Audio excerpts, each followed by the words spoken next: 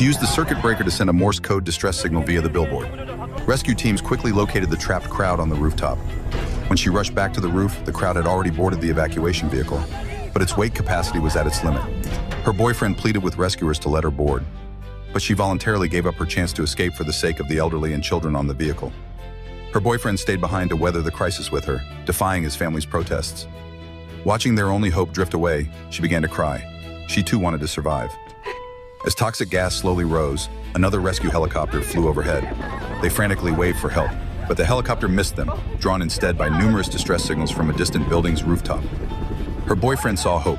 They needed to send a more conspicuous signal. They gathered human-shaped billboards, arranged them together, and continuously signaled toward the sky. But when she looked down, she saw a group of college students inside the building across from them. She was torn once more. Her boyfriend kept shouting for help and finally drew the attention of a rescue helicopter. Yet she couldn't feel joy.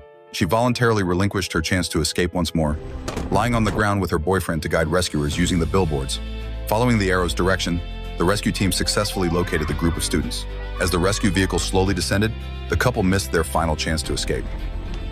The next rescue team wouldn't reach the area for another hour, but explosions erupted in the distance and toxic gas rapidly rose. They were now on their own for the time being. 저기 타워 크레인으로 가자. 가야 돼, 오빠, 가자. The two of them headed toward the tallest building in the city center, only to find a bridge still under construction blocking their path. They picked up a guardrail and propped it up against the opposite building. She was the first to cross. As her boyfriend turned around, a drone appeared. It was a rescue drone sent by his family after they were saved. They waved their arms frantically and established contact with their family. The drone flew ahead to scout the route for them. With the drone's guidance, they moved forward at full speed without taking a single detour. The drone transmitted the live footage to the TV station, and people across the entire city began cheering them on. They were only 100 meters away from the tallest building. The two of them applied chalk to their hands for the final sprint.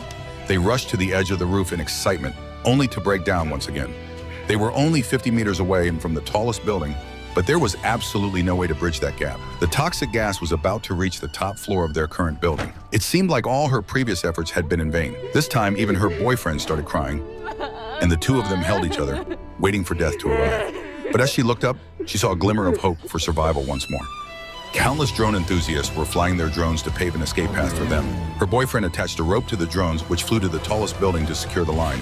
Using the rope, they successfully escaped the surrounding toxic gas. The rescue helicopter finally returned. They waved their arms from the very top of the tower crane.